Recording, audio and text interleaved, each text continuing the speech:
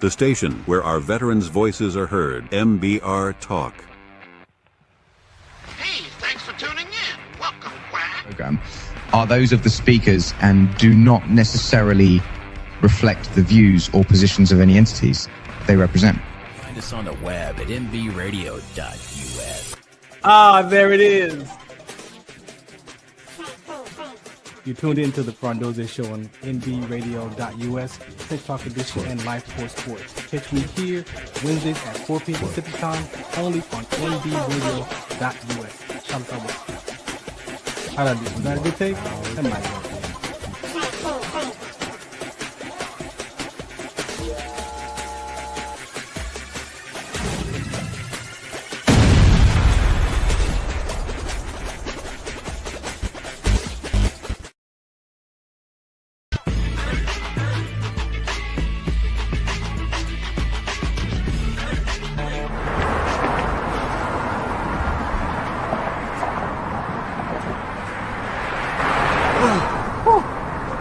Hey, what's up, man? How you doing? I'm blessed, my brother. How you doing? I'm good, man. I'm good. Hey, did you see the game last night? Oh, that was a good game. But did you see the shot? I lost money from that shot. Oh, man, that shot was cold, I man. hated it, but it was good. Damn. What's in those jeans? You really want to know? I do. Exhaustion, muscle spasms, asthmatic issues, unexpected sickle cell trait crises. Damn. Are you serious? When I was young, I found out I had sickle cell trait. My mom's told me, but I ain't have no knowledge of it. But when I got older, I had a child, and the doctor told me my daughter has sickle cell trait. You know the facts that both parents have sickle cell trait? There's a 50% chance the child may have the trait, and 25% chance the child may have the disease. Hey, that's what's the count. Do you know that 2.5 million people in the United States have sickle cell trait, 300 million people globally? I didn't find out I had sickle cell trait until I was in the Army, 10 years. Next thing you know, I had a sickle cell trait exertion site. Sickle cell? I thought that was a black gene or something. Nah, man, the Latin community is number 2. 1 out of 36,000 babies are being born with sickle cell disease. You could be Caucasian, Mediterranean, European. You gotta know your bloodline, man. There is an inherited gene in our community that has been forgotten. The name is sickle cell trait. WDCONSCT, also known as What's the Count, is out to bring awareness, education, and prevention to people all over the globe. Want more information? Call us now at 323-215-5384 or visit www.wdconsct.org.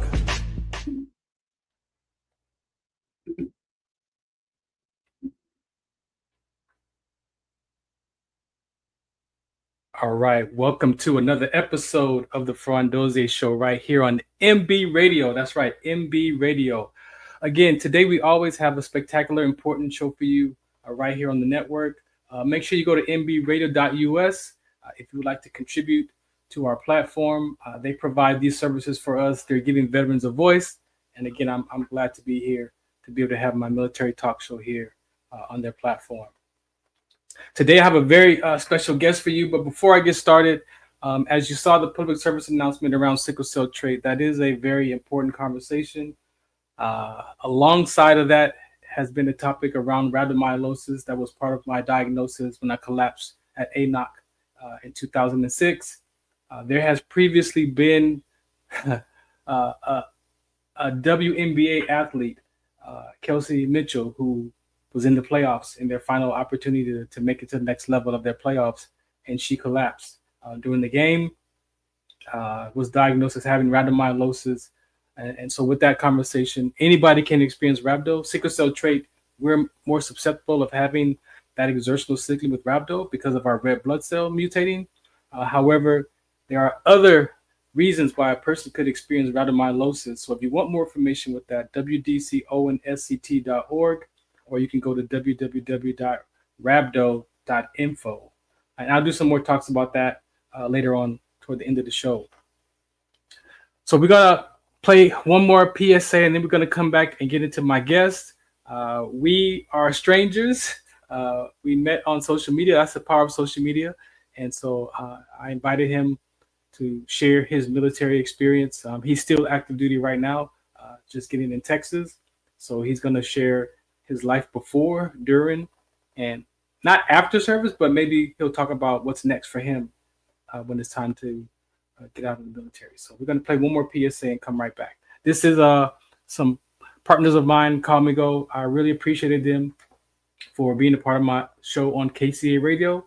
That's right. You can catch me on KCA Radio, 106.5 FM, 250 AM on Sunday nights at 8 p.m. But this is Comigo. Some of us still carry the burden of battle. It threatens to drown us in our everyday lives. In battle, we had our weapons and combat gear to keep us safe, to keep us confident. But when we returned home, we were not armed with weapons and gear to cope with our own minds. I was lucky to find my combat gear, my mental weapon, and it's called Comigo. Comigo is a drug-free device that allows you to achieve calm in less than 3 minutes. In moments of anxiety, stress, anger, panic, or insomnia, not with medication, but rather by activating the parasympathetic nervous system through breathing regulation and multisensory stimulation. A recent study has shown that Comigo decreases PTSD and anxiety levels in veterans, helping those who are suffering and having a long-lasting effect. Visit Comigo.com to learn how you can get Comigo through the VA or with a special veterans discount code. All right, again, welcome back to the Farron Dozier Show. Again, thank you for listening today. As my guests get situated, just a lot of things that we care about here on this platform. One personal to me is that veteran conversation around veteran suicide and just helping other veterans discover what's next, right? And for my brothers and sisters on this platform, a lot of us have used these talk shows to interview other people and to figure out, our own personal what's next. I've been at this for about 15 years. I don't take it lightly. Every episode is like the first time. And so just being able to, for me, stay connected to my military community was most important for me. If you ask any veteran, retired or serving, the one thing that they say they miss or they, are drawn to is the camaraderie. And for me, that is that sense of belonging. Our brothers and sisters, we find relationships here. We find connectedness. Yeah, we may, still have our differences outside of this uniform. However, we know that we would give our life for one another, right? And so for me, that's really most important. I grew up in the military, learning that the civilians are not going to understand me. And I can tell you that when I got out, I didn't understand me. So I put the pressure on someone else to understand me when I don't understand Farron.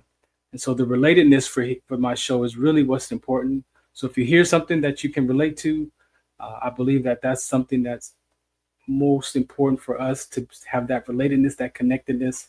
And again, when it comes to that veteran suicide, they say that 1 every 65 minutes a veteran completes his life.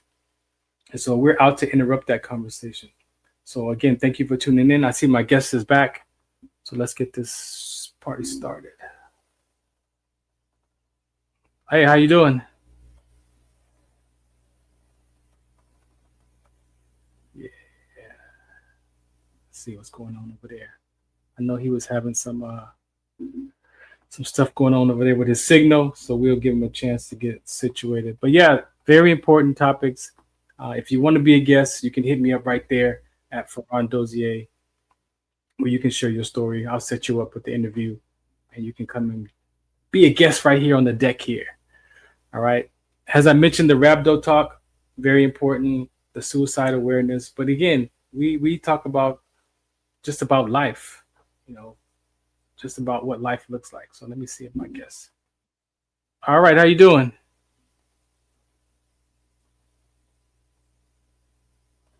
Can you hear me out there? You're a little low, but yeah, I can hear you now. Yeah, your signal's just a little. Adjust your phone a little bit too. Your top of your head is cut off too. There you go. All right, so let's see if we can make this work. Do me a favor and introduce yourself to the listeners.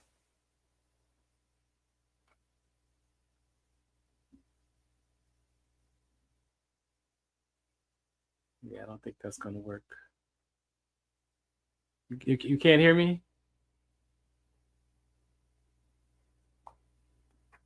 No, I can't. Yeah, I don't think your signal's working properly. All right, let me do some checking around here. This is again the Farron Dozier Show. We're gonna do our best to have our guests stream in today's episode, but we're gonna play this PSA here. This is I'm working with Caldwell Williams.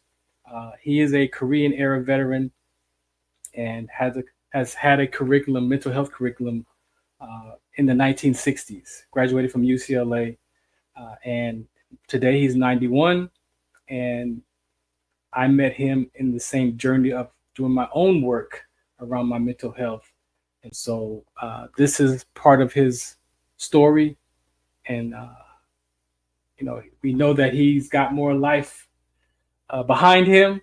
And so we just thank him for the opportunity to have this curriculum.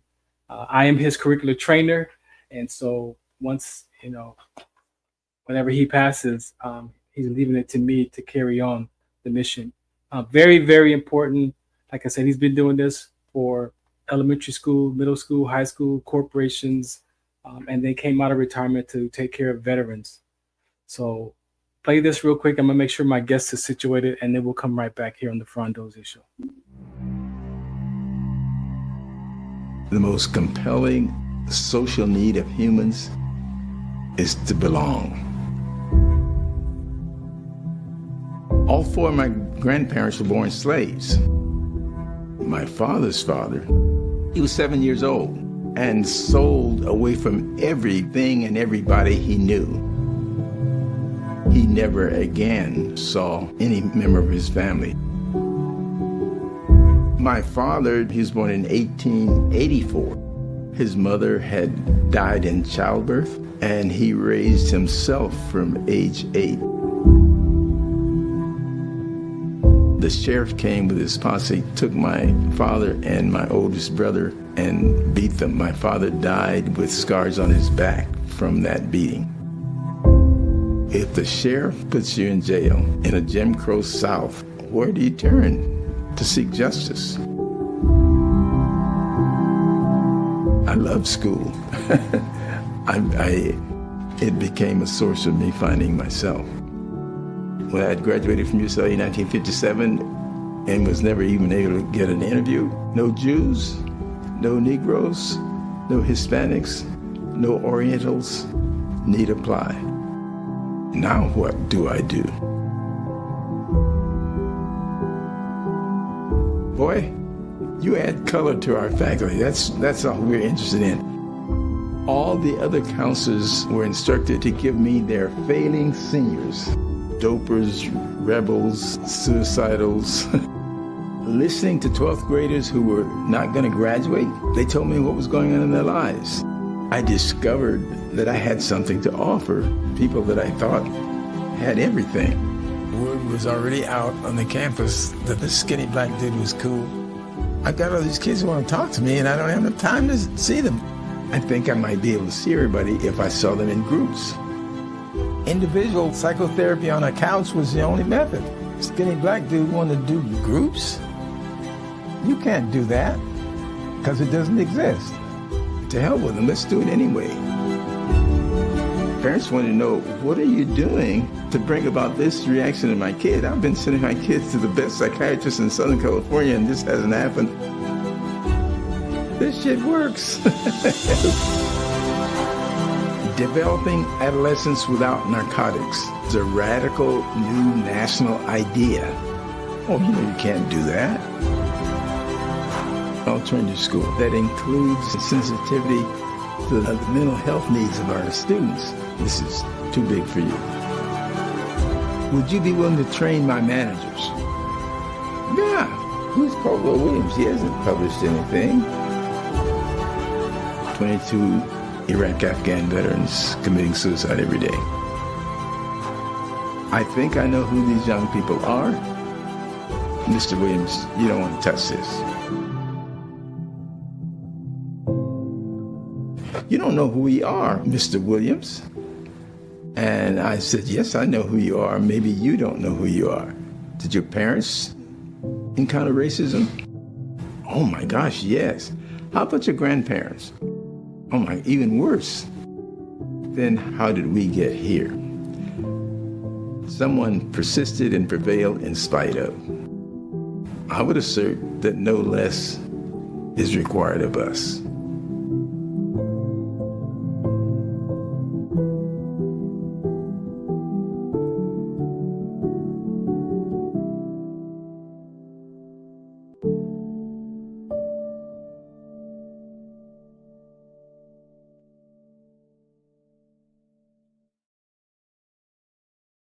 This is Farron from the Farron Dozier Show, 8 p.m. Pacific Time on KCAA Radio, 106.5 FM, 1050 AM. Also streaming from the KCAA Radio.com website, the station that leaves no listener behind, and MBR Radio. That's right, MBR Radio on all their streaming platforms, including MBR Radio on Roku TV, Sunday nights live, 8 p.m. Pacific Time on KCAA Radio and MBRradio.us. The Farron Dozier Show. For more information, search farrond.com. All right, welcome back to the Farron Dozier Show. Let's see if we can get this episode situated. I see my guest has relocated. We got some car chronicles going on. What's happening? What's going on? Hopefully you can hear me better, see me better. Oh, yeah, you're good now. Thank you. Thank you for adjusting. Yeah, I don't know what it is about that office, but it's like a dead zone when it comes to my phone. I know, it's cool. I appreciate you for going outside. All right, let's get started with the episode here. Do me a favor, introduce yourself, and then we'll get started. Yeah, my name is Sergeant First Class Pacheco, but first name is Alfredo. I'm originally from Ocala, Florida, and then joined the Marine Corps back in August of 2005. Got out in August of 2014.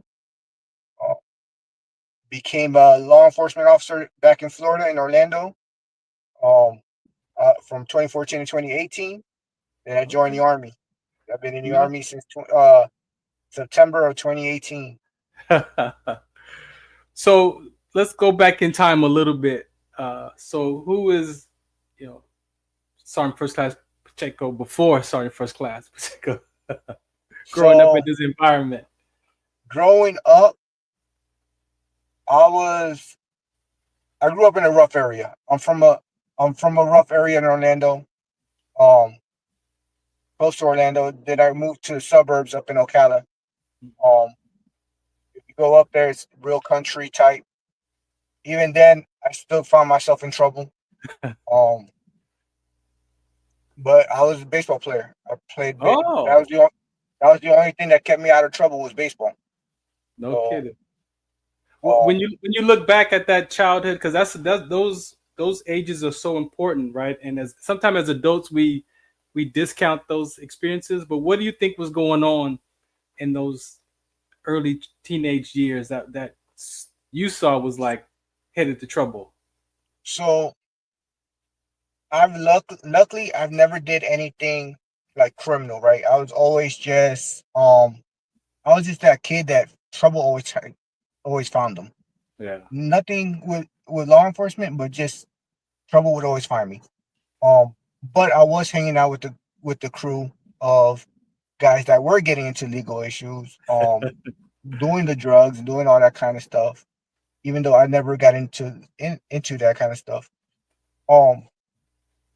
So kind of seeing that and being around it, but also I always had mentors. I've had cousins, I've had uncles, that joined and served. So I kind of saw they were better off than how my family was. My dad barely finished high school. My mom barely knows any English. So it was rough for her to know, like, find a great job, for him to kind of find a great job. So me growing up, I kind of just like, all right, I'm gonna be a baseball player. That's it. I'm gonna be a baseball player. I'm gonna get drafted by the Dodgers, right? Because at the time back in the early '90s or the mid '90s, the Dodgers were horrible. Yeah. So I was like, I'm gonna get drafted by the Dodgers. I'm gonna make the money. I'm gonna take the Dodgers back to the World Series, and then When it's time for me to be a free agent, I'm gonna go sign with my Yankees. Oh, what so was that? So I have a sports segment, and the baseball segment is called Gloves for Days. So what was your Gloves for Days? What had you even attract to that sport out of all the other opportunities to play different sports? What was the baseball the draw? I'm Puerto Rican, so I think it's just a part of the culture. Mm. I've been playing baseball since I was 3 years old. So it was just ingrained in me since a little kid, playing T-ball at 3, 4 years old. Yeah. And then as much as I wanted to quit, like back in when I was in middle school, my friends didn't think it was cool no more.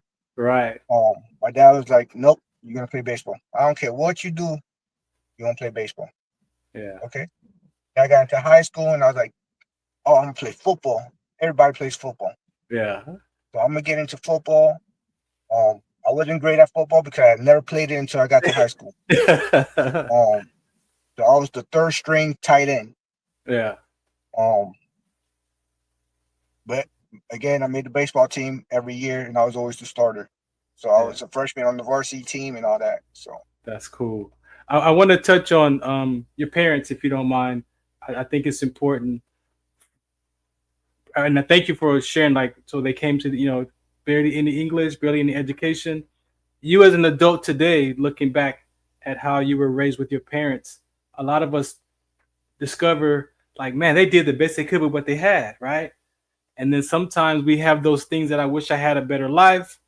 How did you manage that in your adult life, looking back at your parents now, thanking them for the life that they provided with the best, with what they had? So I always used and then if you look at my Instagram, and when I always tell kids, don't get complacent, right? Join the military. This is going to be a great stepping stone, right? And I use that as an example because I look at my dad at the age of 70. I think he's 75 right now. And he's 75 years old and still has to work. Yeah. He cashes to the Social Security check and whatnot from being over 67 or whatever. Yeah. But he still has to find himself a part-time job because it's not enough. Yeah. And then same thing with my mom. So I think when I look at them, I'm like, I don't want to be at that age and still have to work. Yeah. When I look at my uncles that served, they're home chilling. They're retired. They own property. They are living their best life in their late 60s, early 70s.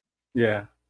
And I'm like, man, I'd rather be old and retired and not have to worry about nothing.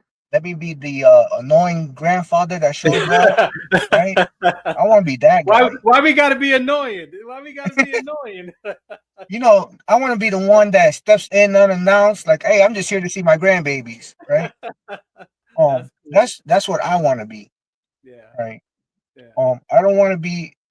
My kids call me, hey, Dad, are you working this weekend? Do I want to bring the grandkids? And yeah, I don't want to be that grandfather.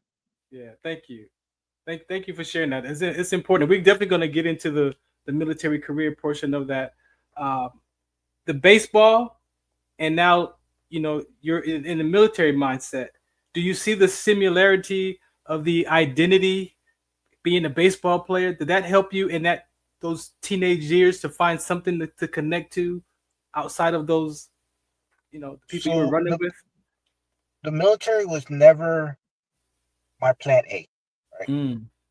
It wasn't even my plan B. I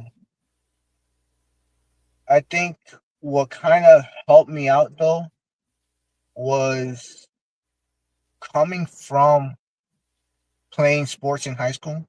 Yeah, I was at least athletic enough to join the military. Yeah, so I didn't have to we would go running, and I'm like, all right, cool, let's go run. Physically, it set me up. Yeah. But when it comes down to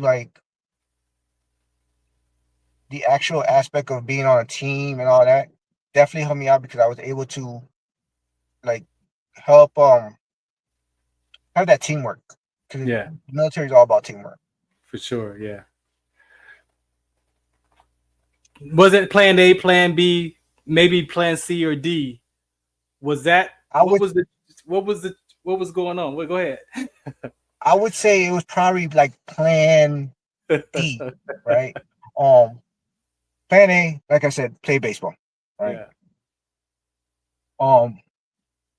Unfortunately, I got hurt my senior year, so all my scholarships went away. I ended up being looked at as a liability. Yeah. I'm like, okay, Wow. I'll look at playing minor league ball Ah. in Puerto Rico. I'll Okay. go. My parents talked me out of that one. They're What? like, "No, you're not going to Puerto Rico. Puerto Rico is dangerous. Puerto Rico Oh is my horrible. goodness. You think this is bad? You're just going to get lost over there in Puerto Rico. Yeah. You're going to probably get into the drug game over there or whatever." So I got talked out of going to Puerto Rico to play baseball. They had their concerns about you for sure. Definitely. Because Puerto Rico is not the greatest place, not the safest place, I say. Yeah. So then I started looking at, okay, maybe I can go play at a JUCO league somewhere, go to junior college and play baseball. Mm-hmm. But the same concerns that the major universities had were the same concerns that the JUCO league had. Really? Was how are you going to be injury prone? So then I talked to a Marine Corps recruiter. Actually, I talked to an Army recruiter. And he was late to our appointment. And I was sitting out on the curb. And the Marine Corps recruiter popped out. And he's like, "Hey, you ever thought about joining the Marine Corps?" Like, you know what? Yeah. I'm looking at the Army right now. He's like, and then he brings me into the office. I recognized one of the recruiters that was in the office. I had grown up with him. Oh wow! From church, so I knew him. I was like, "Oh, I didn't know you were a Marine." And next, I was like, "Hey, yeah, this all sounds great." They gave me the whole spiel about the Marine Corps and everything. Yeah. And I was like, "I only got one concern: can I play baseball in the Marines?" And they're like, "Yeah, you can." I was like, "Bet, let's do this then." I could continue to play baseball. And I did. I ended up being on the all-military team one year. Wait. Are you serious? Yeah. Come on, hold on. See, ladies and gentlemen, we're strangers, right? So I don't do any research on my guests. I like to be surprised just like y'all. So hold on. So you actually was able to play baseball in the Marine Corps. Tell us about that. So for 1 year, I was called TDY, which is pretty much you go away to do whatever. No kidding. And I was on the all-military team. So we had guys from all the branches, and we went to Japan, we went to South Korea, we went to Puerto Rico, we went to Colombia, Venezuela. No kidding. That's legit. And all over the United States playing baseball. That's legit, man. That's cool. I had an interview with a guy, an officer who played basketball for the Army and traveled around the country as well in that. So that's cool. Yeah. I think they got rid of the all-military team, but back in 2007, that was a thing. Or 2008, that was a thing. No kidding. So you actually fulfilled that. Yep. I thought they were going to set you up and say, yeah, but no, you didn't really do it. That's wild. That's cool. No, they had it for a while. And then after that, that's when I started having kids and stuff. And I was like, all right, let me put baseball to the side. How did you deal with that? Because again, when I talk to athletes, that identity is hard to take that jersey off, right? And because it's still in that subconscious mind to want to play sports. So how did you deal with that part of that, if at all? I mean, I still play. I'll find little softball leagues around the city. Yeah. Do like a little pickup game or whatnot. Yeah. But and then when I was stationed out there in California, I was always doing events with the Angels. So I would do baseball clinics out there in with the Angels, teaching What? little kids how to play baseball. What? And so I was always involved with the game. Okay. With the Angels. Let me ask you this transition, from high school, and then you get into the Marine Corps, the yellow feet. Talk about that transition into from the mindset of a, outside civilian type athlete to your brain clicking over to that Marine mindset. Did you notice a change or a shift in that? Oh yeah. So I joined at 17. I was 17 years old when I joined. Straight out of high school. And my mom still has all my letters. Right. Wow. 20 years later, she still got them all. What? And every time I go home, she'll like, she sees what I'm doing now. Yeah. She's like, "Hey, you remember when you were their age and this is what you wrote me?" And all.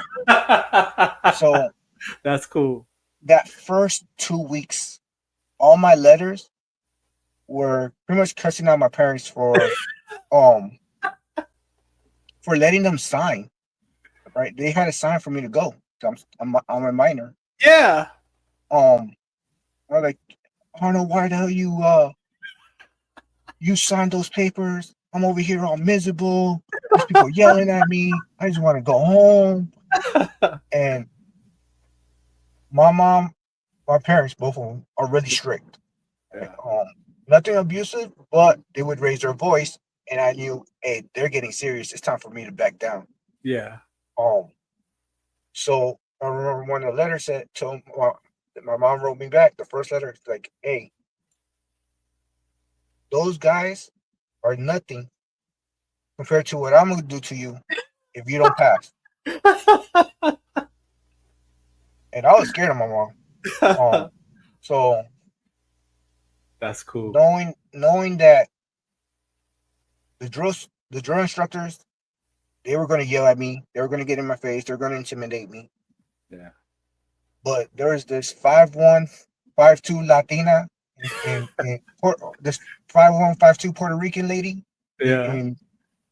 In Florida, that if I showed up empty-handed, it was going to be even worse. You didn't want to see that. Yeah, I didn't want to see that. So that's cool. Was there a culture shock being with Marines that are from all different walks of life? Now you're in this environment. Was that transition for you pretty decent? I think it was kind of decent just because. So I went to Parris Island, South Carolina. Okay. So anyone east of the Mississippi goes to Parris Island. Having majority of my family from New York, I kind of blended in with those guys. Oh yeah. But being from the South, I also blended in with those guys. So it's like I knew the hip hop game with the New York guys. Yeah. I also knew the country game when it came from the guys from Georgia and Florida and all them. Yeah, yeah. So I kind of had a mixture of best of two worlds. Yeah. Cool. So cool. it wasn't really a culture shock because I kind of knew how each geographic is. Yeah. The more of a culture shock was someone telling me when to do something, how to do something. Like in the Marine Corps, they dress you by they call it dressing by the numbers. Yeah, yeah. So they turn on the light, everybody gets on this black line, and you in your t-shirt and shorts, and you get on that black line, and they're gonna tell you how fast to put on your pants, how fast to put on your boots, how fast to put on your top. They're giving you like 1 minute to shave your face. Like, wow. So everything was to a T, and that was the most difficult part for me because I'm the type of guy that likes to take their sweet time. Get dressed, check it out. I gotta look at myself in the mirror. I'm like, yeah, that looks good. Oh man, this shirt's a little stretched out, so let me go get me another one. Yeah. I missed the spot when I'm shaving. Let me clip that real quick. Yeah, not them days. That's cool. I appreciate you sharing that.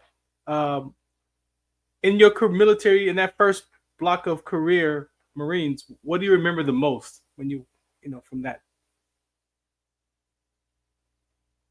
I would say it would be my first deployment. So that happened really fast. Yeah. It was, so I went to boot camp August of 2006. I graduated August of 2005. Graduated October 2005. Went home for 10 days. Went back to do Marine Corps training.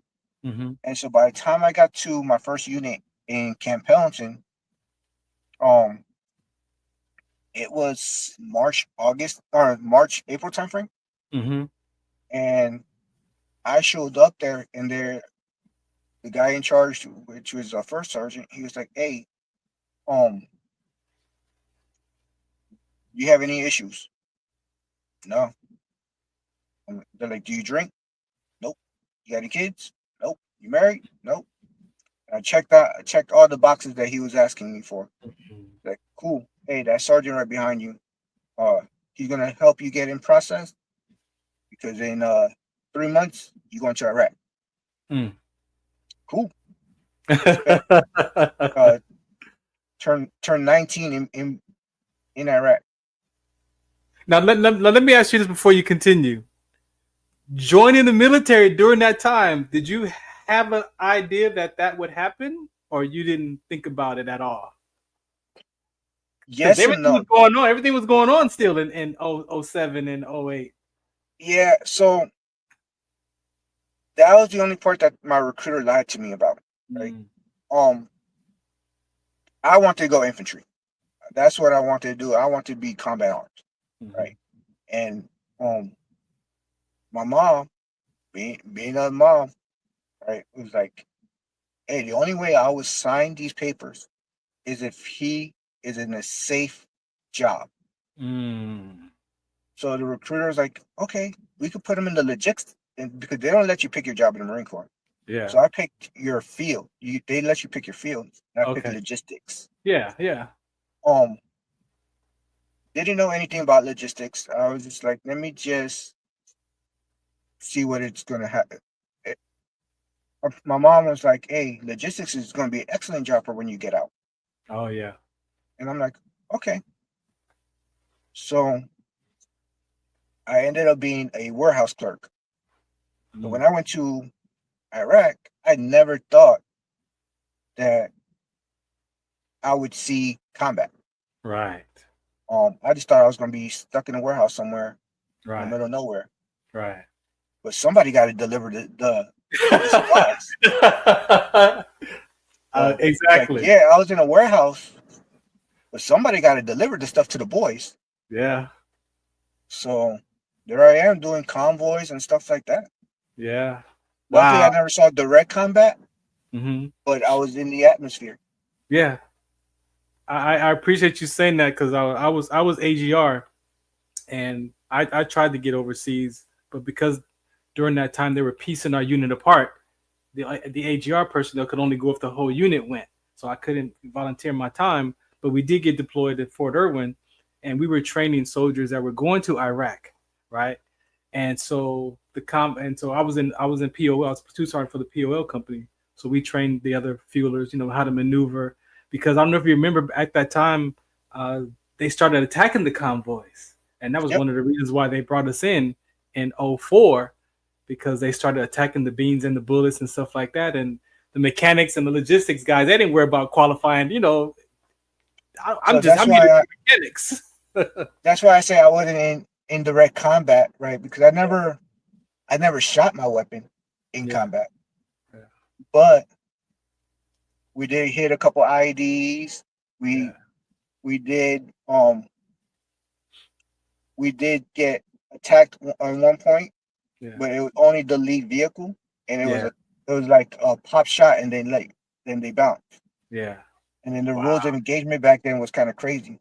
Yeah, the Geneva Convention, we couldn't do anything through that Geneva Convention. So my truck was always like the fifth or sixth trucks out of like 20 something trucks that were out there in the convoy. Yeah. So if you're that far out and all they did was a couple of pop shots to the first truck, you ain't going to do nothing. Yeah. So it was always the lead truck that saw action. Yeah. Thank you. Thank you for saying that, man. I hope people, really understand, because that was really a difficult time for logistics and for the mechanics, like I said, because of they had to learn how to maneuver those vehicles and respond to those actions. So thank you for that. What was the transition out of that Marine Corps to the next phase of your life? So I got out of the Marines because after that deployment, that was the only deployment I went on for the next 8 years of my career. Whoa. That deployment was in my first year. Yeah. Right. So for 8 years, I did nothing. Nothing, or nothing. Not what you thought you was gonna do. No. So in my first 4 years, everything happened quick, right? Yeah. So it's like go to training, go to deployment, came back, played baseball, boom. I got stationed in Japan for a year, and then I came back, and I was stagnant. Pretty much for 7 years, I was stagnant. When I was in Japan, because my son at the time was only a year old, and I had missed his whole first year. Yeah. I was like, send me to a unit that's non-deployed.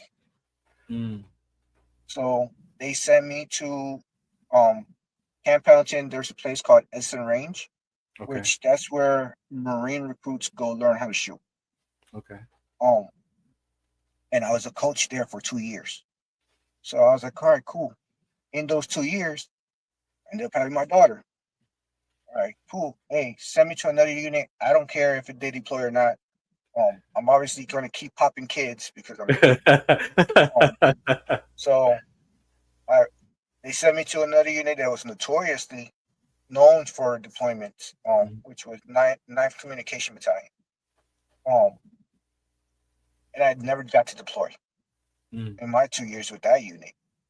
So then I picked up sergeant, and I was like, hey, I know this other unit, which is the combat engineers, they're always on deployment. You trying to get out of town? You trying to get out of town? I was just trying to get some more action. So ideally at the time, Afghanistan was popping back off. Yeah. In 2011, 2012. Exactly, yeah. And I was like, I'm just trying to make my way to Afghanistan. I already went to Iraq. Let me go to Afghanistan. Yeah. So I go to the 7th Engineer Support Battalion, and no deployments in my time there. So I decided, you know what? This is it. I'm done. Yeah. Obviously, at the time, Obama was already pulling troops out. Yeah. Trying to make this military smaller. Yeah. I was like, yeah, that's the writing on the wall for me to go. They're like, no. If you re-enlist for another 2 years, we'll put you in the MEU. The MEU is when the ship goes for all to a certain spot. Oh, yeah. They're gonna put you on the ship now. Yeah, they're gonna put me on ship. I was like, all right, cool. I did the whole workup for that, and then it got canceled.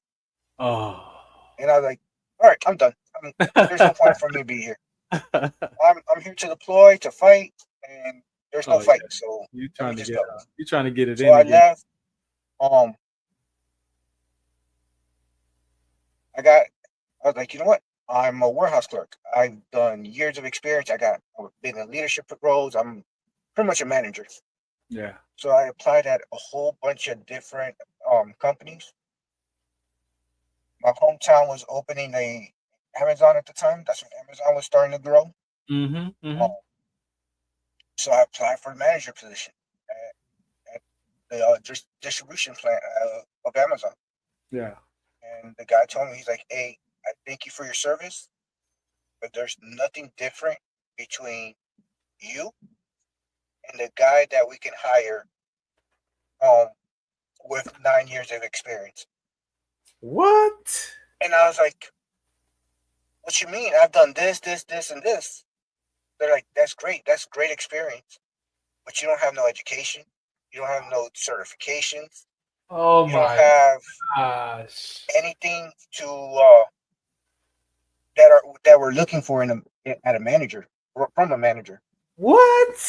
certification wise. Yeah. That's the red tape. And I was like, okay. So I got into law enforcement. Law enforcement was, when I got hired on, was at the rise of Black Lives Matter. So a lot of things were crazy at the time. And so I decided, I stuck with it. I was like, you know what? Year one happened, and I was like, okay. Now hold on. I don't want you to dance around that. That was a serious time. So, you know, for civilians, people out in the world, they look at military and they look at like a normal transition from a military personnel is to law enforcement, right? Because you have that mindset already. You kind of have those skills already. For you, going from Marine to the law enforcement, and what the world has to say about that, as how people are being treated, right? And I look at it like this. You know, people say, "Oh, you could one bad apple," but sometimes there's the case where there's an omelet being made, and there's one rotten egg, right? And that rotten egg can make the whole omelet stink. Right. So for you in that transition into law enforcement and looking back out into the civilian world, and again saying all the craziness that's going on, emotionally, mentally, how did you deal with that part of it? So pretty much no. So in the military, we're safe for the most part. Right? Yeah. I leave home in the morning, and my kids know that unless something tragic happened, like a car accident or something like that, I'm coming home that night. Yeah.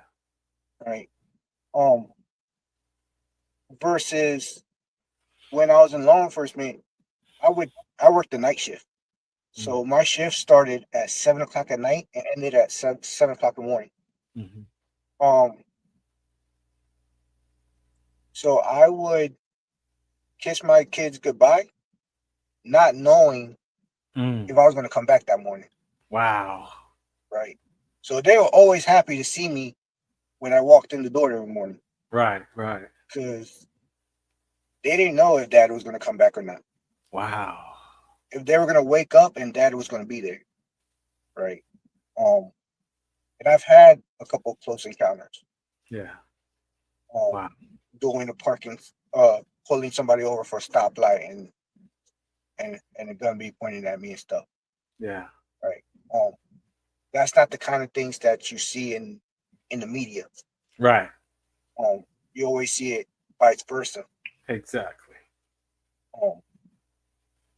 But that first year, I think it was hard knowing that, yes, I'm getting paid more as a law enforcement officer, but I'm risking my life every single day. Every day, right? Every day. Wow. Like, people, they have more respect for the military than they do law enforcement officers.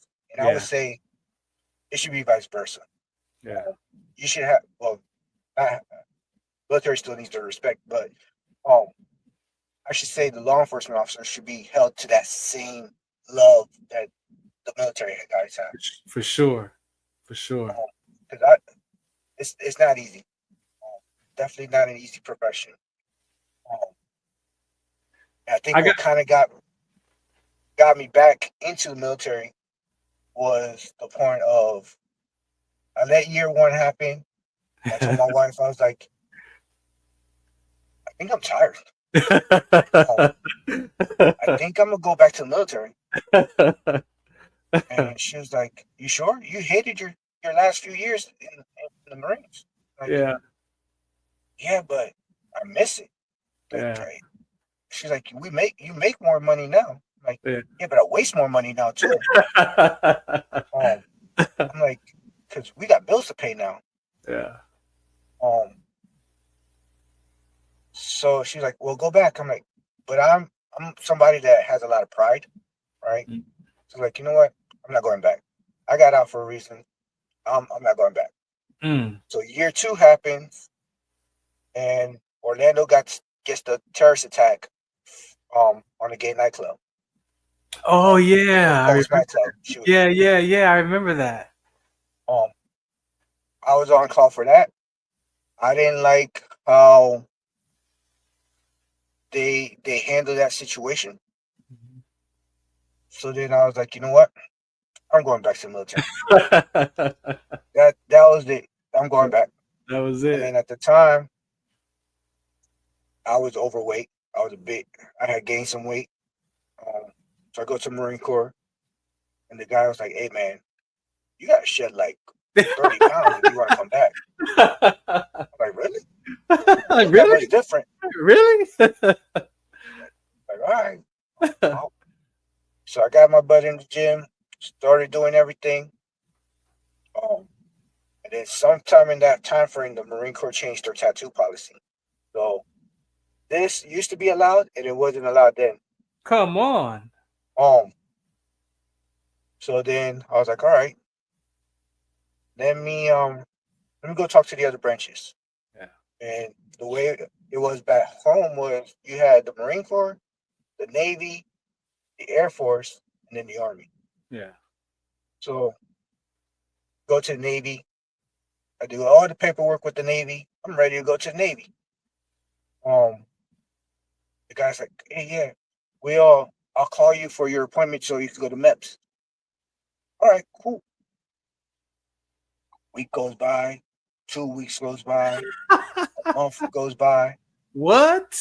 I go back to the office. I'm like, hey man, yeah, my bad, I forgot about you.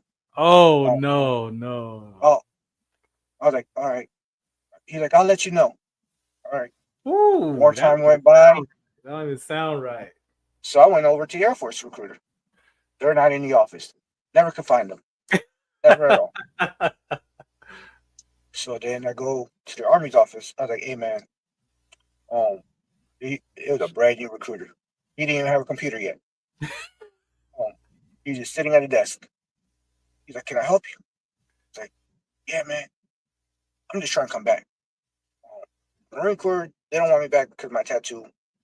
The Navy's taking too long, and I can't find nobody in the Air Force. He's like, well, I could get you to MEPS next week. I'm like, all right, let's do whatever we got to do. Yeah. So he goes to his counterpart, and we did all the paperwork right there. The guy's like, hey, man, the earliest, that was on a Monday. He's like, the earliest I can send you to MEPS is Thursday. You good with that? Whoa. Right. I'm like, yeah, I'm good. They do all my paperwork. I do the physical. They had to get stuff back from the Marine Corps to make sure that I can keep my rank and stuff. Yeah. Oh, yeah. So in the time it took them to do like the background investigation and so I can keep my rank and all that kind of stuff, it took them another week or so. Mm-hmm. So as soon as they got everything that they needed, he's like, hey, man, all you got to do is go back to MEPS and sign your contract. Wow. I'm like, bet. Go over there, talk to the guidance counselor. He's like, hey, man, I know you're a supply, but we don't need any supply sergeants. Yeah. Do you mind going infantry? Uh-oh. Bet. I want to do that in the beginning. That's what I'm here for. I'm like, that's exactly what I wanted when I was 17 and my mom wouldn't let me. So here I am turning 30. Now, you're turning 30 now, right? So at that time that I enlisted, I was turning 30. 30, right? Okay, yeah, okay, I'm tracking. So I was like, yo, here I am going infantry at the age of 30. So we did that, and it was a quick process for me to go from how to go back to basic training and stuff because I was out for too long. Wait, you did? Yeah. Woo! So you was the old dude in there. Yeah, I was. It was weird being 30, wearing the sergeant rank in my chest. Wow. And basic? I had basic training. And you had your E5 on. Yep. Wow. Yep. And the only thing that was different was I didn't get treated like a private. Yeah. Right. I didn't have to sleep in a squad base like they do. I had my own room. Oh, wow. Because I wasn't a trainee. I was a trainee, but I wasn't a first time trainee. Right. So they would tell me like, you're the APTs at 6:00 in the morning. Yeah. All right. So I knew, hey, make sure where you I'm had in to my be. PT. Yeah, you knew where you needed to be. I'm in my PT gear. I'm in formation at 5:30, just like everybody else. That's cool. I go do PT, come back, make sure that I'm good with the training schedule, whatever we're doing that day, and meeting the timelines that they had. No doubt. Wow. The group of privates that I was with, they knew they messed up whenever they heard prior service come here. Because I didn't get trashed like they did. They heard prior service come here, they knew they're about to go do push-ups, do whatever they're doing. So that's cool though. I bet you that was different. That was different. It was. And then the drill sergeant started like, hey, you smoke? I'm like, at the time I vape. I'm like, I vape. They're like, hey, all we ask is that you don't bring it around the privates. Keep that in your room. Yeah. I'm like, all right. But when we would get to, depending on what we were doing, if we were like at the shooting range or whatever, the drill sergeant would give me their vape. And then they were at night after dinner, I'm going to my room. Wow. I didn't have to do none of the stupid stuff that they were doing after dark. Wow, that's legit. That's different. That is different. And then I had my phone the whole time just because I had to leave it in my room as well. But as soon as I got off for training, I'm calling home. Calling the house. Wow. So so where did you end up after that? So did you end up at an infantry company or where did you go from there? Yep. So after basic training, I went to Fort Polk, Louisiana. I was with 3rd Brigade 10th Mountain. Now, did you move your family with you? Yep. So you back active duty in there. Back active duty doing it. The whole time I was in basic and they told me Fort Polk, Louisiana, our drill sergeants like, oh man, I'm sorry for you. Why? They're like, it's Louisiana, that place sucks. I'm like, what you mean it sucks? It's hot, it's humid. I'm like, man, I'm from Florida. It's always hot and humid. Right. They're like, yeah, but it's out in the middle of nowhere. I'm like, all right. Well, I'm from the country anyway, so my mom lives out in the middle of nowhere. Yeah, so you good. You good. You got your family with you. So yeah, so we out there and yeah, this was more secluded than what I grew up in. It was right outside that base. There's nothing really around it but a Walmart and a couple strip clubs and bars. Yeah. So for anytime I wanted to have fun, I'm a baseball fan. Like baseball, football, I love going to games and stuff. Yeah. I would have to go 3 hours to Houston. Oh, wow. Or 4 hours to New Orleans to go catch a Saints game. Oh, wow. So that's like a mini vacation almost. Yeah, so I would have to wait. I'm like, my favorite team are Jacksonville Jaguars. Okay. Right, so I would look on the football schedule. I'm like, oh yeah, the Jaguars come to Houston. Right. And it's a 3-day weekend. Right. Boom. I know exactly where I'm going. Or I'll be like, oh yeah, the Yankees are coming to town. Yep, it's a 3-day weekend. Yeah. Boom. Pack up the truck and go to Houston for the weekend. That episode from there, is that where you, at what point did you become the recruiter? Let's go there. What point did you become? So I became a recruiter. So I came back in the military in 2018. I became a recruiter in November of 2022. Okay. I picked up staff sergeant in 2021. So yeah, 2022 I came out to recruiting. Now is that a an automatic transition so people can understand? Is that an automatic transition, or No, did you get so selected for that? there's two ways you can become a recruiter. Okay. You either volunteer for it, or the Army tells you you're going to be one. Right. Right. I volunteered because the infantry wasn't what I thought it was going to be. Yeah. Right. And not because it was hard. It was because I came in to the infantry as a sergeant. Right. Right. Right. I'm expected to perform as a sergeant. Right. Right. I wasn't up to par when I got to my unit to the other sergeants. Right. So my rank, when we get rated, it's called NCORs. Yeah, the NCOR. Yeah. I was always number 4 out of 4, 5 out of 5 for like that first year and a half. Yeah.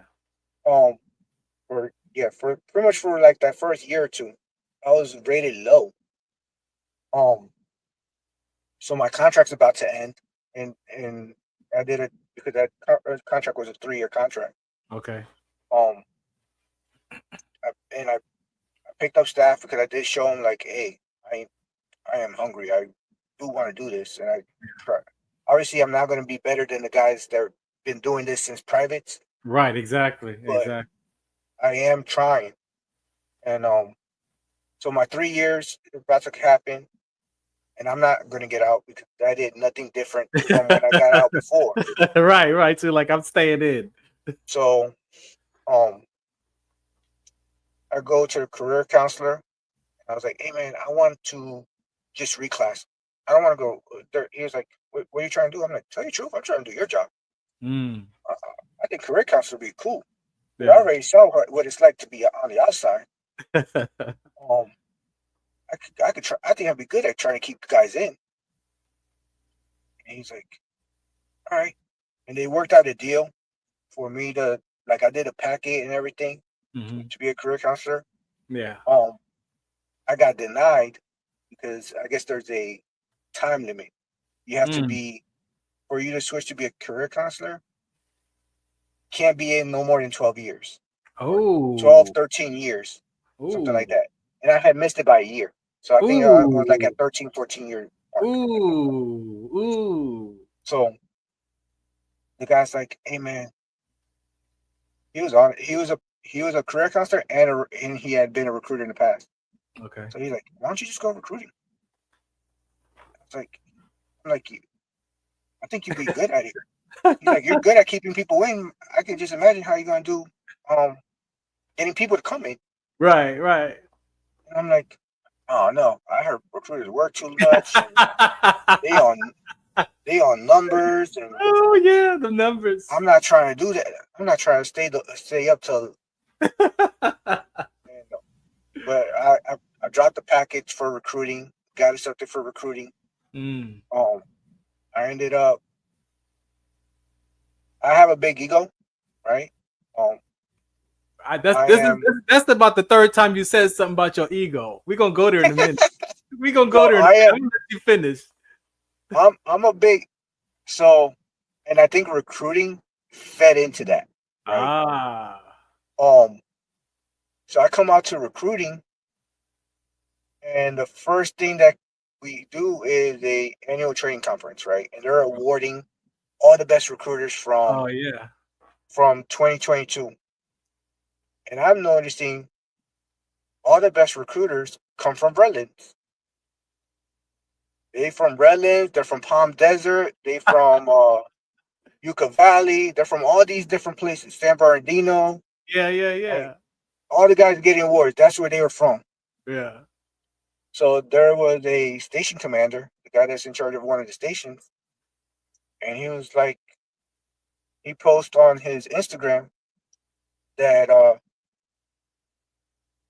look at all these top hitters and all this. I'm like, all right, man. Like, they only top hitters because I wasn't around. This time next year, I'm gonna be the one on top. Right. And I busted my tail there in Hemet. And I ended up being the top guy that a year later. Wow. And then helping my company at the time, which is Temecula Company, Okay. make strides to be one of the top companies in Southern California. Wow. To where this year, as I was leaving, guys in Temecula Company are putting 30, 40 contracts in, something that I never did. Whoa. But they were the guys that were pretty much there to replace me. Mm-hmm. They would ask me questions when they got there, like, "Hey man, how do you do this? How do you do that? Yeah. What made you successful?" And I'm not a gatekeeper, so I'm Yeah. like, "Hey, I do this, I do that. I go here, I go there." Yeah. And these guys are putting in contracts left and right. Wow. Um, That's cool. And I'm actually proud of them. They ended up being the top company in Southern California.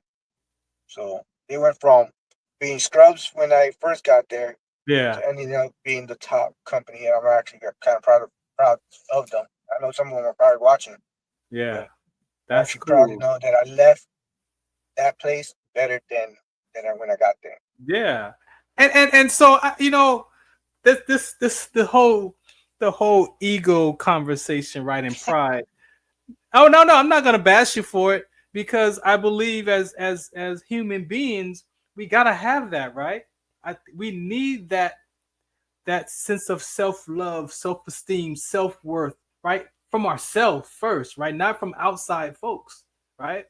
And I believe the only time that pride really gets in the way is when it's up against another person, like me having pride toward you, right? Not about what I'm doing and my view of my success in life, but more when it comes to that other person, where I believe it starts to get kind of muddy waters, and where it's like, okay, your ego and pride is now diminishing another person. But for your self-love, for your self-worth, I think, and I say that because even how I grew up in my environment, it's like you can't brag about yourself. You can't be like, "Oh, I did this, I've done this." Like my dad would be like, "Son, you deserve it, you earned it." But then my mom would be like, "Oh, don't talk like that, because you're gonna make people feel bad and stuff." And I'm like, "But so how do you manage being proud of yourself, right?" So you have to have a level of that sense of pride. I believe everybody needs that, so you don't get stuck with it as an outside force trying to get it from other people to feel pride, right? And I think a lot of it too is like in my first year and a half of recruiting, what you wouldn't believe this, but before recruiting, I was shy.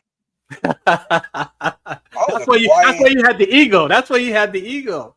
I was a quiet dude, right? I don't really like talking. I wasn't the social media type. I'm not. Me being on a camera talking would have never happened prior to recruiting. Yeah. Right. What do you think that? What do you think that was, though? What do you think that was? That was that wedge. So when I came out to recruiting, or when I went to recruiting school, they said that social media, because when I get to recruiting school, it's coming out of the COVID era. Right. So a lot of my instructors were recruiters during COVID. They were recruiters or in charge of stations in 2020, 2021. Right. And they were saying that even though they were isolated, one of the things that made them successful was social media. Whether it be they're posting pictures about the Army, doing talking heads like I do or whatever. Yeah. That helped them. So I took that from the recruiting school. I was like, all right, well, let me create my little social media page. And like you go all the way back from when I first started. It all started with me posting pictures of the Army. Like, oh, we got this job. And hey, this unit is going over here and this unit is doing this. And I like to work out. So I'm like, look, I'm wearing my little Army PT shirt at the gym, and I'm like, Yeah. I did this workout, right? To then I would go to schools and I would talk to kids, and kids would hit me up like, "Hey, I was kind of scared to ask you a question, but I was trying to see if you can answer this for me." I'm like, "Yeah," and then it clicked on my mind, and then I started watching. There's a guy on TikTok and Instagram. His name is Dutton Mindset. Okay. He's a Marine recruiter. Okay. And he does like the motivational videos and help recruiters recruit type deal. And I saw a lot of his videos, and I was like, man, the stuff that he's saying are the conversations that I have day to day. So then I was like, you know what?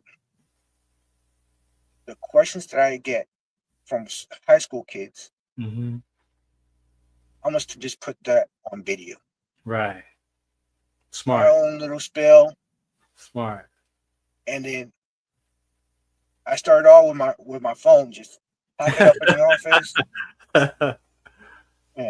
And I would just hit up ChatGPT, like, hey, create me a script to answer this question that kids ask me. Yeah. And it would give me a whole script. And I'm reading the script. And then it blossomed.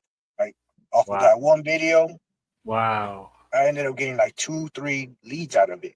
Oh, no kidding. That's legit. I'm like, wait, this is being more beneficial to me. Yeah. So then I would continue on making those type of videos of talking about the military. Mom and parents not letting you join. I'm scared of going to war. How am I gonna? I just want to go pay for college. All the questions that we have. Yeah. All that kind of stuff, right? And then my son, he graduated last year. So I'm looking at the stuff that he's struggling with at home, not taking my advice. So he's like, Dad, you've been in the military. Of course he's bounced around, and he's seen like, he's like, this ain't for me. Yeah. Military life is not for me. And I'm like, dude, you don't gotta do the same thing I did. Right. I'm like, your dad's crazy. Your dad likes to do the whole jumping out of airplanes and all that kind of stuff. You don't gotta do all that. Yeah. No. So he's like, nah. But I would see him struggle. And I was like, you know what? He ain't the only kid that's struggling. Right. And luckily he has me. So yeah. If he decides he wants to go to school, he has my GI Bill. Exactly. He doesn't have to worry about school. Right. But most kids in Hemet and San Jacinto, they don't have that opportunity. They don't have that, yeah. Right. Or I would talk to kids, or we had a lot of walk-ins that would come in that were 25, anywhere between 25 to 35 with bachelor's degree. They can't find work. Wow. And they in $60,000 worth of student loan debt. Wow. And it's like, why didn't you join outside of high school? Wow. Like, oh, well, my parents told me I need to go to college. Wow. And so as the more I was recruiting, the more I saw the day-to-day issue of society. Because you got to remember, I joined at 17.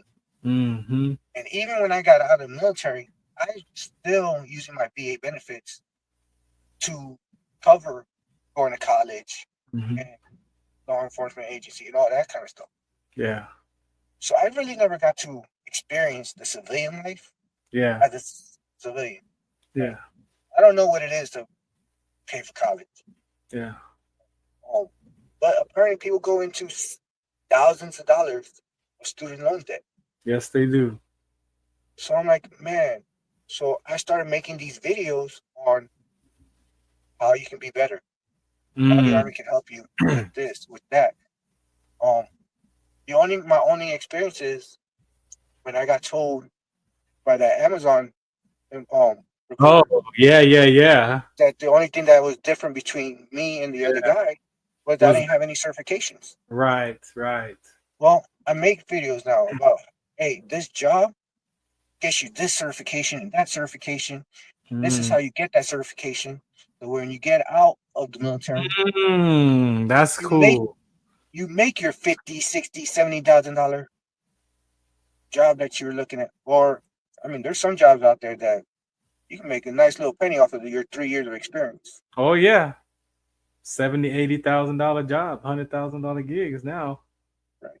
So it's like, I think if someone would have told me when I was a young buck of, hey, make sure you go get this certification so that way you can be successful when you get out, I didn't do anything education-wise while I was in the first time. Yeah. I mean, now I got my bachelor's degree in Homeland Security. Yeah. But,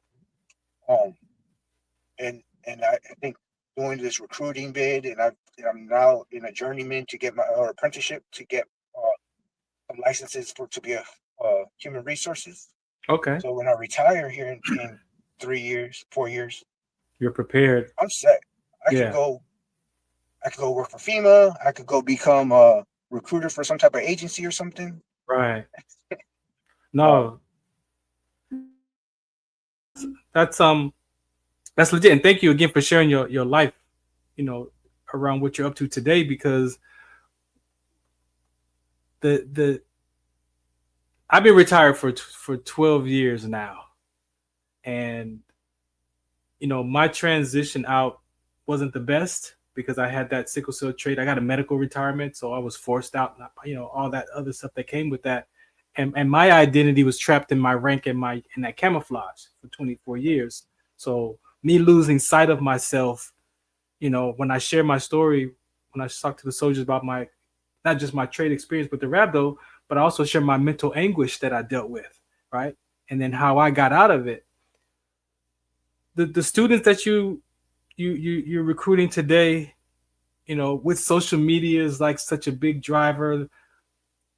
What is the biggest concern that you see today for the children, the young adults joining the military?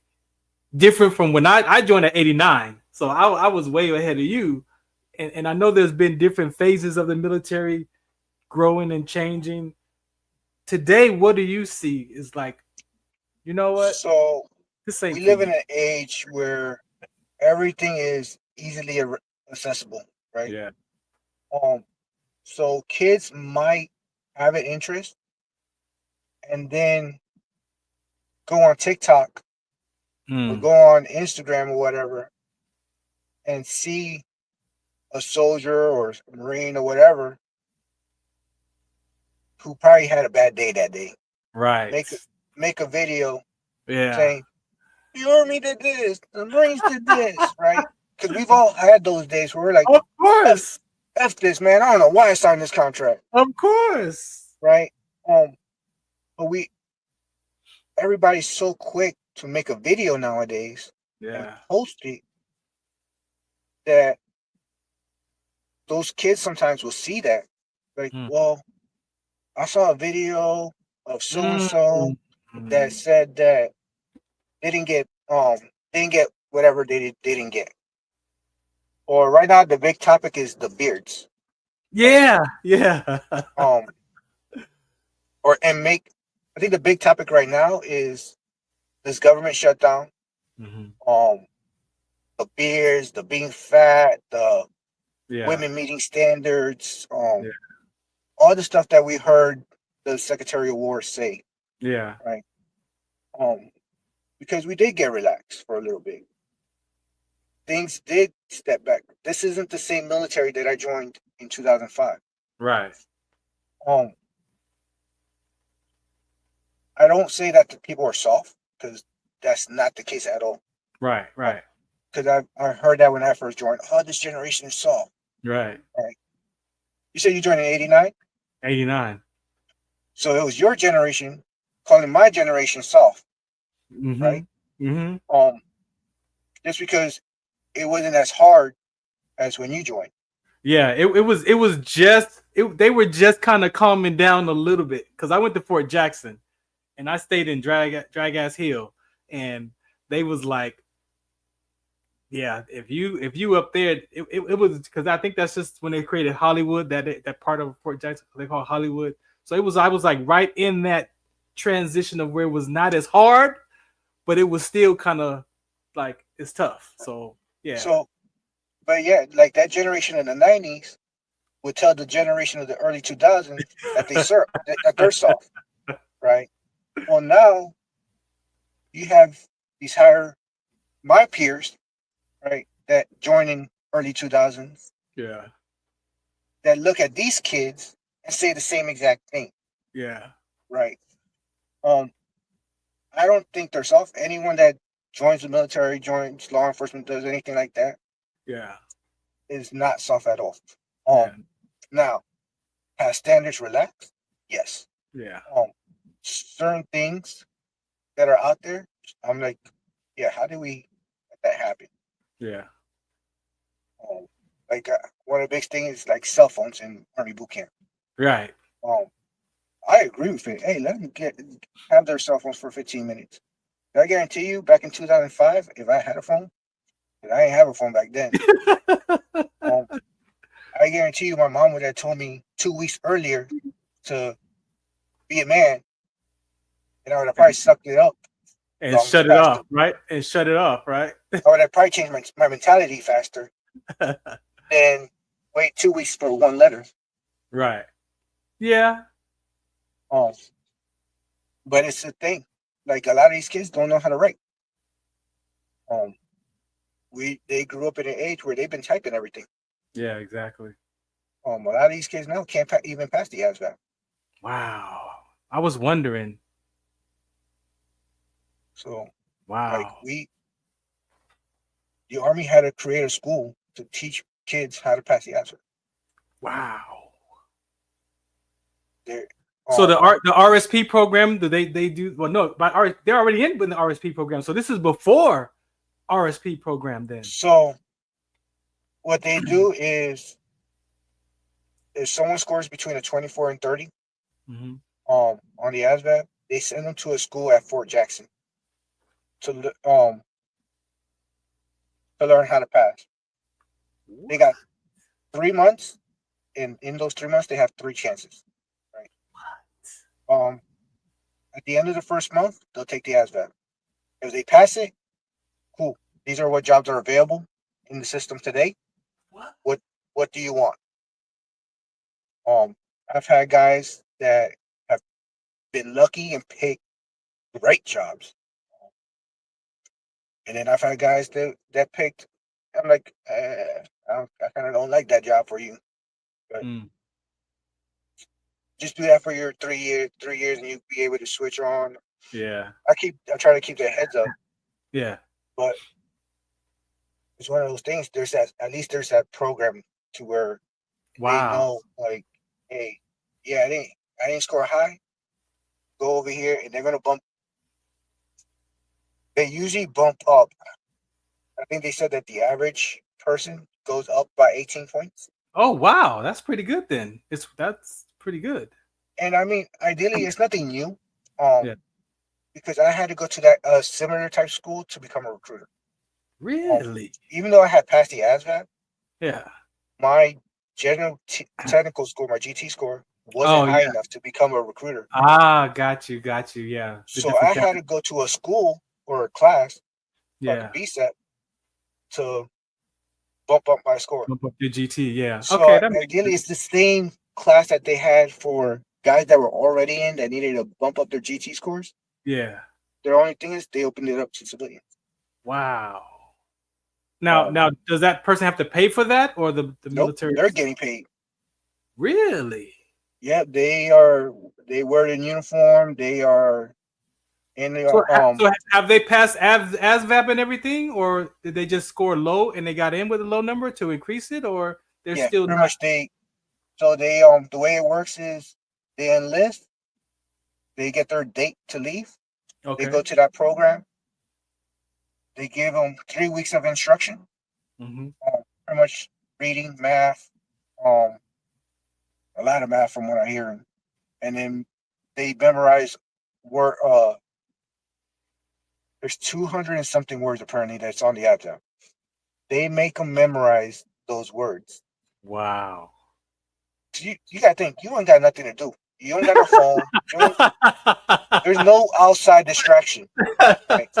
So you're pretty much memorizing the 200 something words that are on the test. Wow. And the part of the ASVAB that's most important is that word knowledge and the math.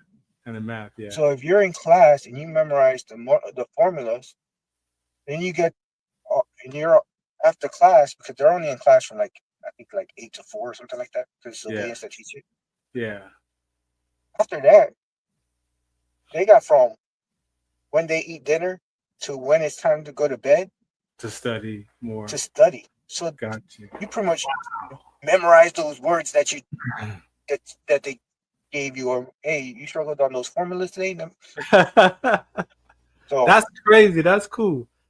And so they're bumping up their scores. They pass on that first try. Mm-hmm. Pick a job, go to the basic training. Wow.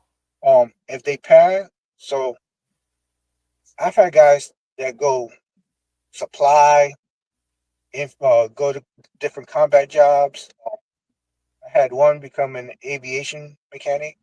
Yeah. Dang. We got a few more minutes left. Again, thank you for being on today, man. Like I said, we've been on Instagram together, back and forth, and so me reaching out to you, man. In fact, you agreed to this a few weeks ago. So just want to say thank you. Real quick, you're in Texas now. Yeah. You said you have like 3 or 4 more years before you pull the plug. Is your education? I mean, like I said, you got your education. Do you feel like you're prepared for what's next in your transition? I think so, and I'm less scared now, right? Thank you. So, thank you for that. A lot of my force of staying in was my kids, right? I always use my kids as my excuse, right? They're not my reason for staying in; they're my excuse for staying in. Yeah. Right? Because I could always do something else and figure life out, like a lot of veterans do. Yeah. Right. So every time it's been time for me to sign a contract, it's like, nope, I got to do this for my kids. Right? But my son is 18 now, and my daughter turns 16 here in January. So okay, when I retire, when it's time for me to go, both my kids will be grown. Yeah. To where it's just going to be me and the wife. Yeah. And as long as the wife puts up with me, you're good to go. we good to go, right? We don't have little kids to take care of anymore. Yeah. And I think that gives me peace of mind of knowing I can retire and figure the next chapter out. That's cool. Man, thank you for your time today. Did I miss anything? Is there anything that you want to say to your counterparts from Hemet to where you are now? What do you want to shout out to those characters? I just if any of the recruiters are watching this, just keep grinding. It's not an easy job. I make it look easy, but it's not easy. It's a lot of late nights, a lot of early mornings. Yeah. It's a lot of time taken away from the family to help one person out. Yeah. But it is totally worth it. I would not change it for the world. I'd be changed to be a permanent recruiter. That's why I'm here in Texas now. So I love it. I live it. And every applicant I get to help, I definitely like to hear their success stories. Yeah. And even now, like the first people I've enlisted are now getting ready to get out. And I'm just like, man, that's crazy. Right. Thank you again for sharing your story, man. What do you want to say to your wife, your children? What do you want to say to them? That I love them. Right now, they didn't come to where the city that I'm at, which is Del Rio, Texas, because the city is small, and they're like, after being in California for 3 years, they didn't want to come here. So they are 6 hours away from me in El Paso. Okay. But they know that I love them. I miss them. I want them here, but obviously they'll be better where they at. So yeah, but they know I love them. How you dealing with that? Are you homesick? It's different. I've never been alone. Yeah. So I'm treating it like it's a deployment. Got you. Right. It is 6 hours away, so all I do is I've already been home twice. I've been here for 2 weeks, and I've already gone back twice. Yeah. So I just treat it to where I'm like, hey, this weekend's a long weekend. Yeah. Actually, this weekend is a long weekend. I'm going home for 3 days. Yeah. Or 4 days, whatever. That's cool. Man, Tom Pacheco, man, thank you again, man. I really, like I said, it was a pleasure meeting you. Like I said, my shows are 99% organic, y'all. So we just spoke on Instagram Messenger. That was it. You know, this is my first time hearing this story, seeing him face to face like this. So this is always a pleasure to connect to my brothers and sisters at arms, man. And so I'm very proud of you. I appreciate your story. Very impactful story. The transitions that you've gone. I know a lot of, I won't say I know a lot, but I have some close friends who were Marines and became National Guard recruiters. So it's yeah. So I don't know what it is. A lot of Marines tend to go to the National Guard. Yeah. And I'm like, why? If there's one branch that I don't like, and it's the National Guard. What? Oh, hold on. So what don't you now? I started in the Guard. My first 4 years, and then because I wanted to go active duty first, but my uncle was in the Air Force Reserve, so he was like, go part-time first, because if you go full-time and you don't like it, you're stuck in that contract. So go part-time, see if you like it, and then you could always transfer and go active duty. So I did that. I was on the streets during the riots, all that stuff, earthquakes, and then around 93 going into 94, I was like, you know what, I can do this. Like, I like this. And I happened to go in the recruiting armory, and I asked the readiness NCO, like, hey, you know, I want to go active duty. You know, where should I start? And he was like, well, if you look on that clipboard over there, there's some full-time guard positions. I was like, I didn't know what no AGR position was. And so I go to the clipboard. I'm flipping through, and there was an E4 supply sergeant for HAC, but it closed in 3 days. So this was like right after Christmas, and it was closing like December 30th. And I was able to get my packet, photo, everything typed up and mailed off to the branch, and ended up being selected for AGR in 94. So, you know, I spent 20 years AGR. I was able to transfer to Michigan, like, and come back to California, up in Roseville. Got my great episode. You know, great career for myself. They say AGR is like the best kept secret because you're active duty, but you're closer to home. I think it's a little bit challenging because as an AGR, you know, I did like 7 jobs, you know, where my peers in active duty, you do 1 job and pretty much that's it. So, but what is your part about the nasty girls that you don't like? So my only interaction with National Guard has been out there in California. Okay. Right. And my thing is, my only thing with them is, right, if you're active duty, you're doing this every day on the grind, right? Yeah. Do what you're told when you're told to do it, all that kind of stuff, right? Yeah. If you join the reserves, then you really are part-time. You get your schedule. Those reservists got their schedule in September. Yeah. Of what they're doing for the whole year. Right. And if they're scheduled to go to deployment that year, right? Their train updates and all that kind of stuff. Right. So a reservist has more flexibility to go to college, open up a business, all that kind of stuff. No, that's true. Yeah. Right. To do the part and be a part-time soldier. Right? Yeah. They have that flexibility. Yeah. The National Guard in California, at least, and all the states are different. So and I hear from all the National Guard recruiters when I tell them this. But at least in California, and I'm seeing it here in Texas as well, is the governor can tell you when to do something. Oh, And that you part. are, if you're in college, Oh, that there's part. a fire in LA. Yeah. Guess what? I don't care about your college. You're Yeah. gonna go fight fires, Yeah. right?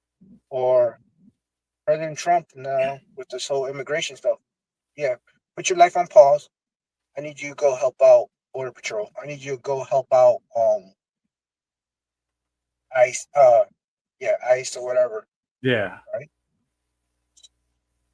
I might be a college student. I might be a business owner. I might be some type of professional where now you're getting into my life. Now you're getting into now you're costing me money, right? Or you're impeding in things. If I wanted to do that, I would have went active duty.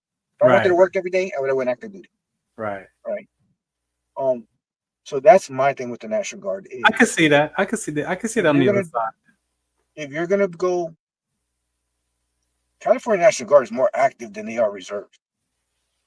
Yes. There's so many disasters, so many things happening. Yes. That you might as well just go active. Yeah. California is busy. California is busy. Yeah. Texas, I'm looking at it in the little bit I've been around. Yeah. And it's the same thing. They over here in the border doing their thing. Yeah.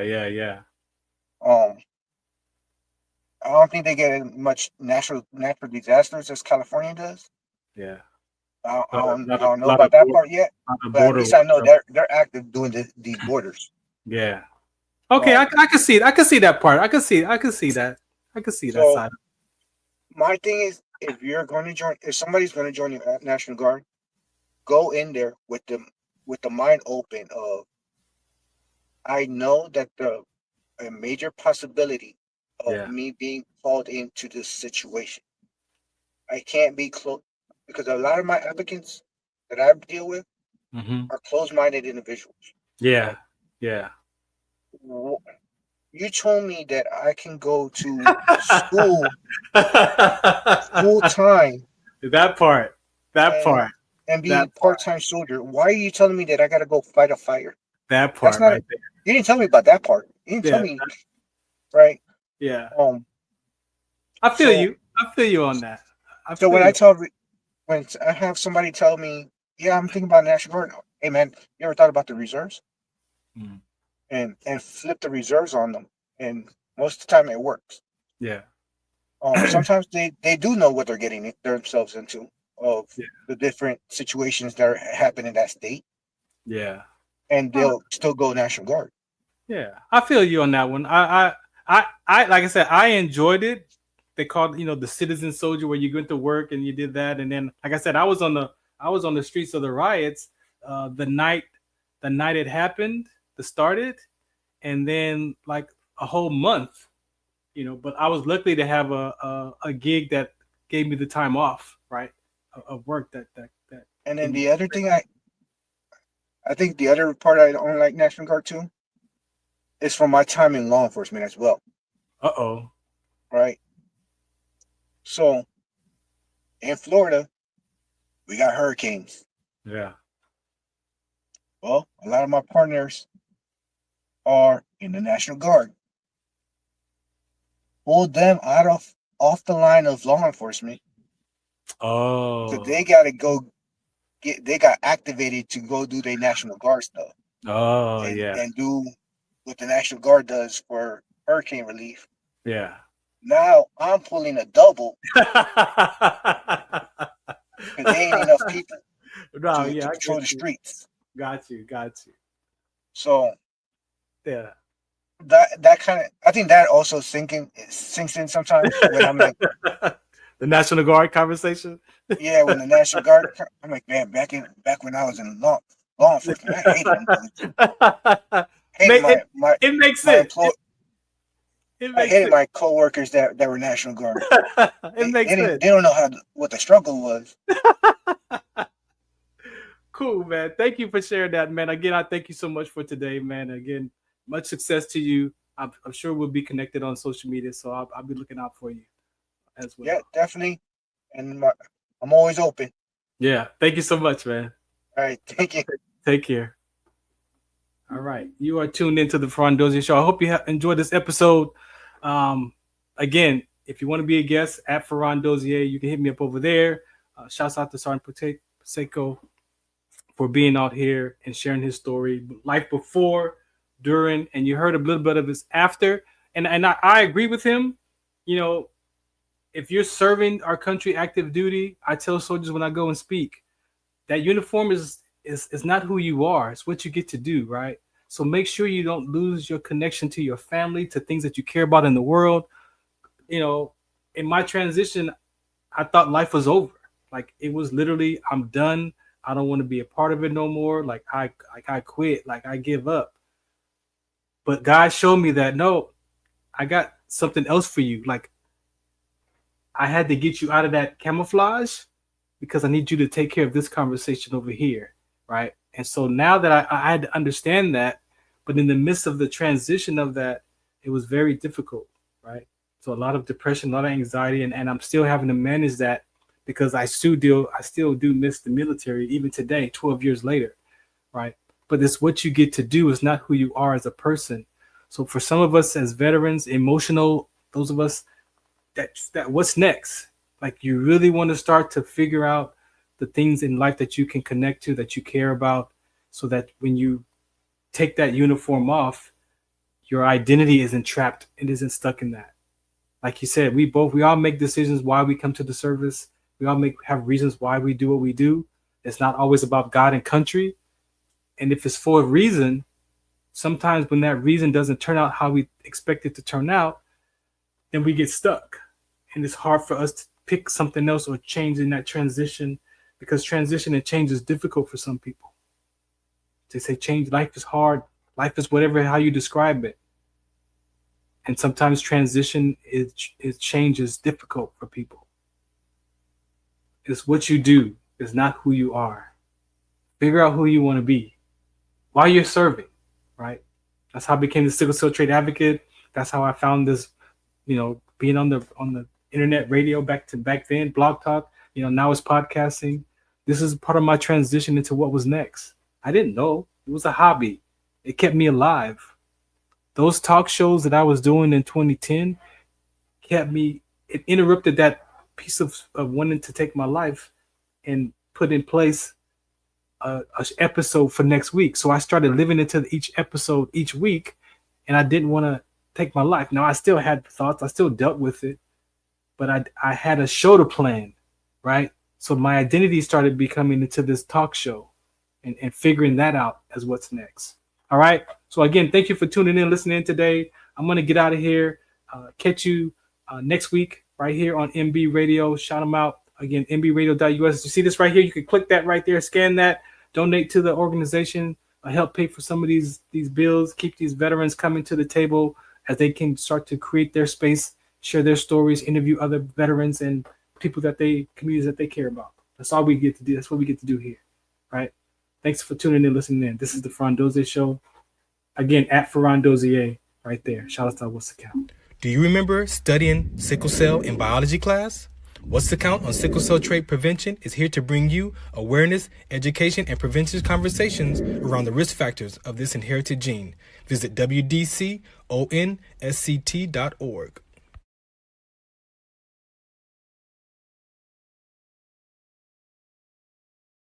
Zetovia salve, made from natural and organic ingredients, good for inflammation, poor circulation, hemorrhoids, yeast infection, lip sores, dry coughs, eye pain, minor cuts and bruises, and ready to purchase at botanicaherbalco.com.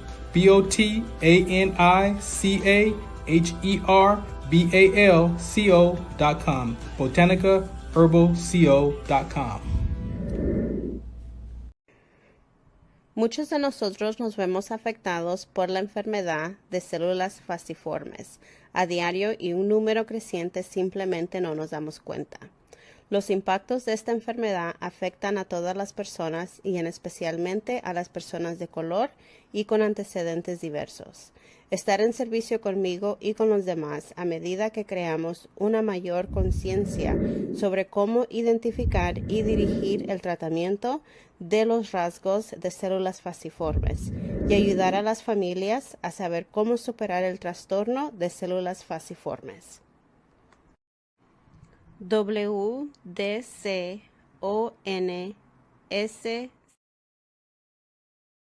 Military Broadcast Radio, the station that's giving veterans a voice.